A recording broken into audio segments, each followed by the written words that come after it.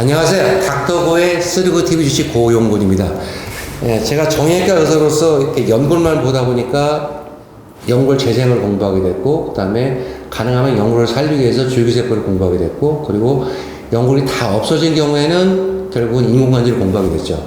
그리고 연골판 파일은 사실은 조금 정형외과 의사들이 좀 관심이 없어요. 그런데 재밌는 게 이 모임이 있어요. 학회 모임이 뭐가 있냐면은 연골에 대한 모임이 있고, 그 다음에 인공관절에 대한 모임이 큰 학회들이 있고, 연골판에 대한 학회가 따로 또 있어요.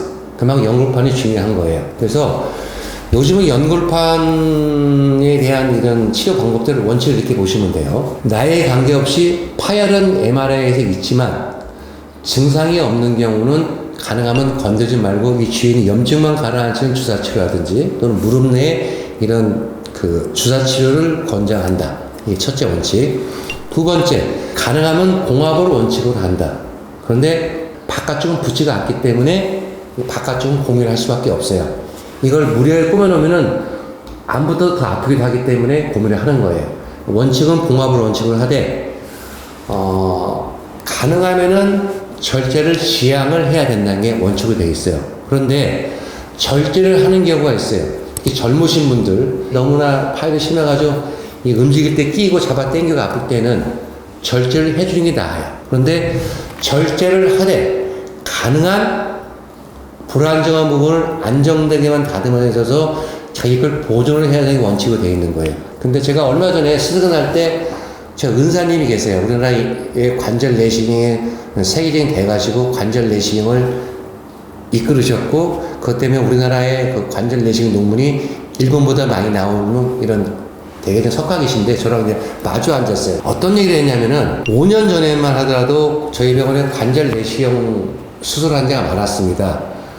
근데 연세가 드신 분들도 관절 내시경 하시는 분들이 많은 숫자가 대부분 연골판 파열 때문에 수술하신 분이 많았거든요. 실제 많았거든요.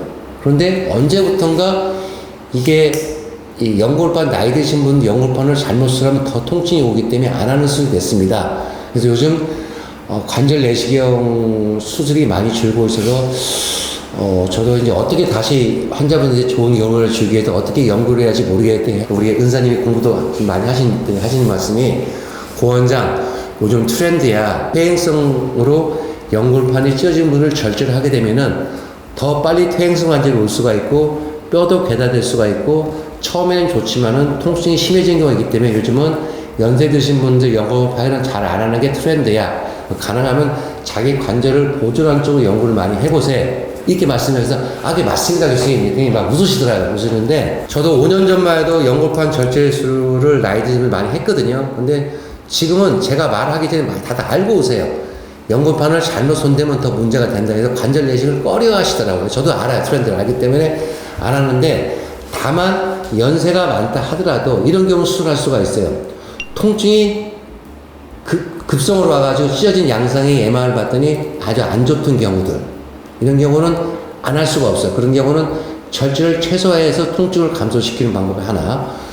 두 번째는 통증이 심한 경우는 어쩔 수가 없어요. 그런 경우는 연세가 들어도 가능하면 자기 연골판을 살린 쪽으로 절제를 적게 해야 된다. 이런 게 많이 바뀌고 있다고 보시면 돼요. 그리고 중년층 같은 경우는 한 60대, 50대 같은 경우는 이게 절제를 하기보다는 가능하면 봉합을 하고 이 봉합한 부분이 붙어지도록, 애국 그룹들은 PRP 종류 같은 성장애를 놓아서 이런 게 이 안쪽 부분도 봉합을 시도하는 그룹들이 많이 나오고 있고, 앞으로 트렌드가 이 중년층 같은 경우도 이게 찢어졌을 경우에 이게 절제보다는 봉합 쪽으로 많이 가지 않을까 하는 게 제 개인 생각인 거고, 뭐 젊으신 분도 마찬가지죠. 여기까지 말씀드리고, 가능하면 안쪽 부분들은 봉합을 해야 하는 게 좋아요. 근데 사실 이게 통증 완화는 절제가 빨라요. 그런데 후에 퇴행성이 빨리 올 수 있는 거고, 이 봉합을 하게 되면 6주간 해서 4주 이상 목발을 집어야 되고 조금 고정을 해야 돼 불편을 해요. 근데 절제는 바로 다음날 걸을 수 있거든요. 그래서 이런 부분들이 있기 때문에 조금 불편하더라도 가능하면 봉합을 할 수 있는 그런 쪽으로 우리가 접근을 해야 된다는 것이 요즘 추세라고 말씀을 드리고, 아직까지는 지금 그게 안 돼 있지만은 이게 절제를 했을 때 20%만 절제해도 이게 연골에 손상이 많이 가기 때문에 외국 같은 경우는 이 절제한 부분들을 스캐폴드라고 해서 메인스카 스캐폴드에 연골판을 대체하는 그런 생학 물질이 개발되어 있어서 이걸 하기도 해요. 결과는 뭐 컨트롤버스를 해요. 하는데 그래도 안 하는 것보다는 하는 걸로 좋다. 미국에 이런 많이들 시도를 하고 있는데 우리나라는 아직까지는 그게 되지 않고 있다는 것들. 근데 우리가 될 겁니다. 그래서 결론적으로 연골판은 가능하면은 자기 걸 보존해주고, 가능하면은 절제보다는 봉합을 해주고, 절제를 하더라도 가능한 살려주고, 그리고 이런 환경들을 치료해주는 게 치료의 트렌드로 가고 있다고 말씀을 드리겠습니다. 환자분들이 많이들 오셔서 물어보기 때문에 제가 또 풀어드리려고 합니다. 또 다음 시간에서 뿌리 파일에 대해 말씀드리도록 하겠습니다. 네, 감사합니다.